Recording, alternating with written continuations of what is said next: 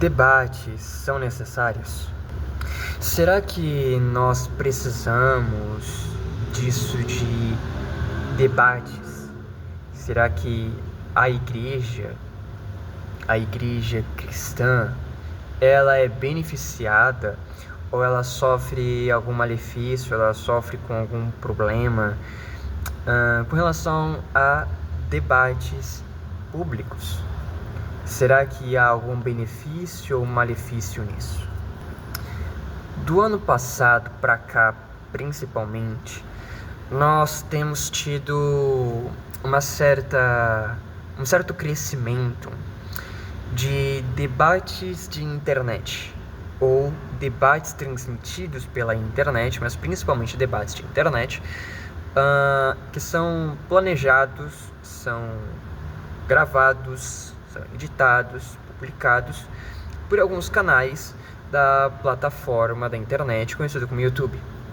Geralmente os debates são colocados como uma pessoa de uma determinada segmento, de alguma determinada religião, de algum determinado partido político, de alguma ideologia ou de alguma condição financeira, de um status social, diante de 25, diante de 30 pessoas que são contraste, que são opostas a isso dessa outra pessoa que está sozinha no debate.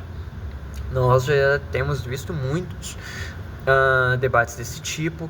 Alguns debates são realmente planejados seriamente, alguns outros debates semelhantes a esse modelo de uma pessoa contra tantas, com uma ideia de brincadeira, de fazer uma piada, mas todos nós temos visto isso com uma certa frequência.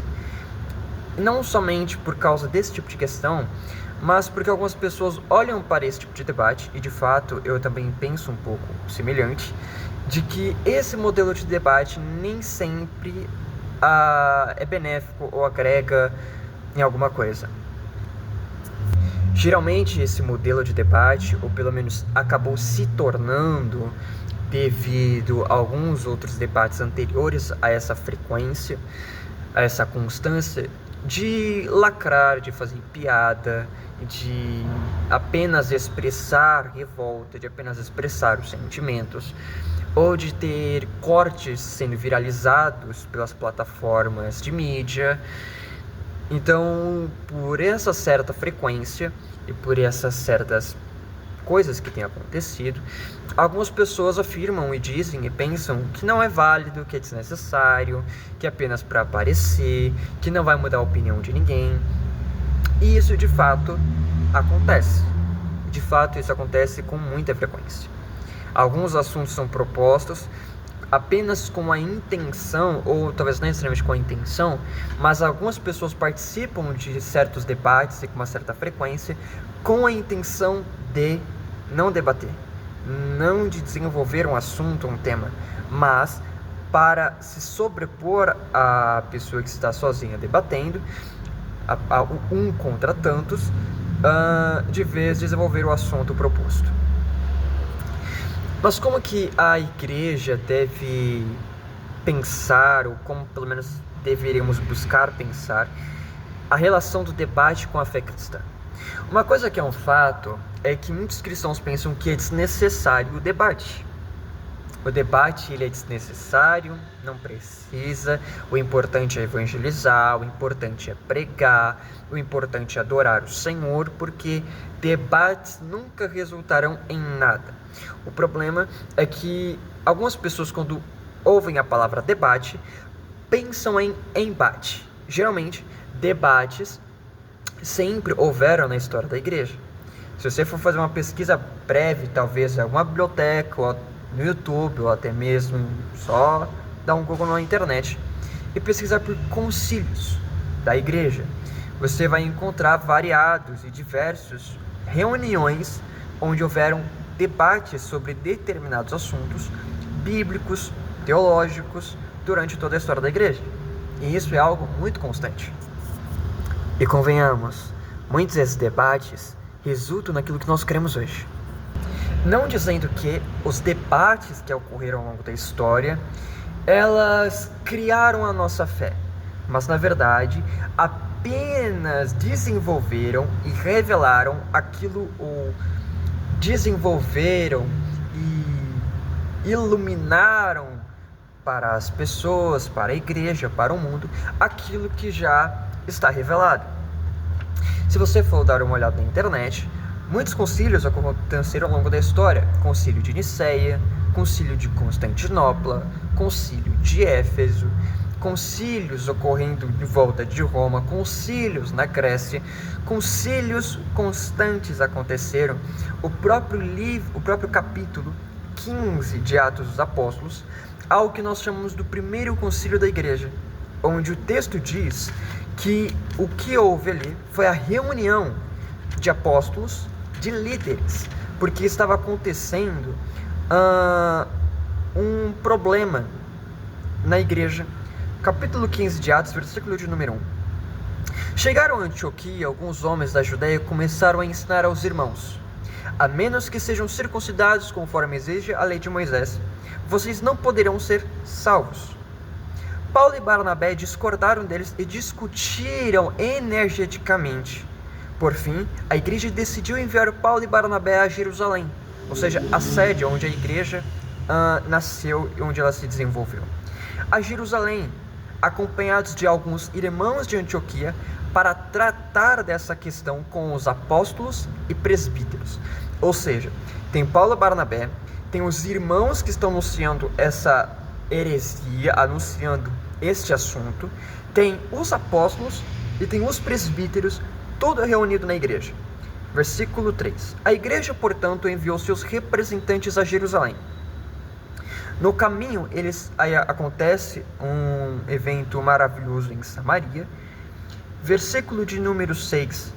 Os apóstolos Paulo e Barnabé e outros dizem o que aconteceu com eles. No versículo de número 5, diz o seguinte: contudo, alguns dos irmãos que pertenciam à seita dos fariseus se levantaram e disseram: é necessário que os convertidos gentios, ou seja, aqueles que não são judeus, é necessário que os convertidos gentios sejam circuncidados e guardem a lei de Moisés. Os apóstolos e presbíteros se reuniram para decidir a questão. Depois de uma longa discussão, Pedro se levantou e se dirigiu a eles, dizendo, e aqui eles dizem qual foi o desfecho dessa discussão, e ainda no capítulo 15 eles resolvem esse problema da circuncisão, mas ela aparece algumas outras vezes em Romanos, em Gálatas, em Colossenses, se eu não me engano. Então isso é algo constante, até mesmo nas cartas, se não me engano, de Tito e Timóteo, isso acontece, porque as pessoas estavam querendo se voltar para a lei. A carta aos Hebreus trata dessa questão, e o tempo todo era necessário reafirmar algumas coisas, porque o povo estava querendo voltar para as coisas antigas do judaísmo, quando na verdade há uma nova compreensão e uma nova aplicação de certas as coisas da lei por meio de Jesus Cristo. Mas as pessoas não estavam querendo aceitar isso, aceitar que a justificação, a aceitação por Deus, a paz com Deus, a salvação era somente por meio da fé em Jesus Cristo. Os debates se fazem necessários porque nós, igreja, lidamos com uma premissa básica, que é: a verdade existe. O próprio Jesus disse que ele é o caminho, a verdade, a vida. Em João, em Gênesis de número 1, o próprio texto diz que Deus criou todas as coisas. Em Gênesis 1, 2. Durante os livros proféticos, nós percebemos que há profecias e profecias acontecem. Nós percebemos no livro dos evangelhos, no livro do Evangelho escrito por Mateus, Marcos, Lucas e João, acerca da pessoa de Maria, enquanto em outras denominações, em outras vertentes do cristianismo, como por exemplo o catolicismo romano, fazem afirmações acerca da pessoa de Maria, colocando ela de pé de igualdade com Deus, de pé de igualdade com Deus. Certas pessoas dizem que Deus não existe, certas pessoas dizem que Jesus não é Deus, certas pessoas dizem que a ética, a moral não importa, que viva sua vida como você bem desejar, viva sua vida como você quiser, e você não terá consequências para a eternidade. Ou, se houver consequências para a eternidade, pouco importa, porque o que importa é o presente. Há pessoas que pensam que o inferno é o melhor lugar que elas poderiam estar, porque o céu seria um lugar tedioso, porque segundo o texto bíblico, ou pelo menos como elas enxergam o texto bíblico, diz que nós apenas estaremos em um lugar de paz, estaremos em um lugar onde não haverá aventura, onde não haverá festa, onde não haverá muita movimentação, então será um lugar tedioso. É melhor estar em um lugar onde haverá muitas movimentações do que estar em um lugar onde eu não tenho nada para fazer, segundo a visão de algumas pessoas, e isso é a maioria. Algumas pessoas dizem que Jesus, o Cristo, não existiu. Algumas pessoas dizem, e muitas afirmam, que a Bíblia, a Escritura, ela contém erros, ela não é inspirada por Deus, que ela foi escrita por homens e por isso não é digna de confiança. Existem pessoas que se valem de textos bíblicos para fazer esse tipo de afirmação, como por exemplo o texto de Jeremias que diz: maldito o homem que confia no homem, ou seja, malditos são vocês por confiarem nos escritos de outros homens. O que isso leva à questão de que nós somos incoerentes ao acreditarmos na Bíblia, sendo que eles interpretam esse texto de uma maneira errada, porque o texto não está falando sobre confiar em pessoas, mas sim confiar em si mesmo. Mas essas pessoas geralmente não se importam muito com o contexto, não se importam muito com a compreensão teológica, não se importam muito em conhecer verdadeiramente a possibilidade da verdade existir. Porque o que entra em questão é o questionamento. E a dúvida, a raiz da dúvida, ela começa com o pecado. A raiz da dúvida começa com o pecado. É só ler o Gênesis 3. A serpente levanta o questionamento sobre a pessoa de Deus, ou seja, com questionamento acerca da pessoa de Deus, de sua palavra e de seu caráter. Houve a consequência, né, o orgulho e o pecado, enfim, consumado. Ou seja, a dúvida é uma raiz para o pecado. Mas sempre a verdade, a busca pela verdade, o encontro com a verdade, ela mina a raiz do pecado. Ou seja, o orgulho, a dúvida são minados pela busca da verdade. Nós temos uma pessoa que é a verdade, mas toda a verdade é verdade de Deus. E a verdade na história, a verdade na ciência, a verdade na arte, a verdade na literatura, tudo isso é verdade de Deus. Deus, ele é expresso de alguma forma em cada aspecto da realidade. Nós buscarmos o Senhor nos fará enxergar nesses aspectos da realidade a verdade de Deus. Então, debates se fazem necessários. Como diz Francis Bazo, se eu não me engano, esse é o nome do autor, em seu livro Contra o Aborto, na sua introdução, ele diz que existem opiniões que não implicam e não afetam nada de maneira drástica na vida de ninguém. Como, por exemplo, a minha opinião, meu gosto, meu interesse por um filme não implicará em nada na vida de nenhuma pessoa de maneira drástica que fará ela mudar de qualquer segmento ou de qualquer ideia que afete a vida dela de maneira grandiosa. Mas existem certas opiniões, existem certos pensamentos que afetam de maneira drástica a vida de alguém. Dentro da proposta, dentro do livro do Francis Bazo, se eu não me engano, esse é o nome dele, posso estar errado, mas esse livro Contra o Aborto, a questão proposta ali é que o aborto já é um tema que implica de maneira drástica na vida de qualquer pessoa, portanto é necessário conhecer profundamente a verdade no que diz respeito a qualquer coisa que implique, esteja envolvido o aborto. A mesma coisa se aplica à questão da veracidade da Escritura. Deus existe ou não? Maria, ela está de pé de igualdade ou se assemelha de maneira divina a anjos ou a Deus? Isso implica, de certa forma, na idolatria, o que é pecado, ou seja, algo que condiciona e possibilita que alguém vá para o inferno.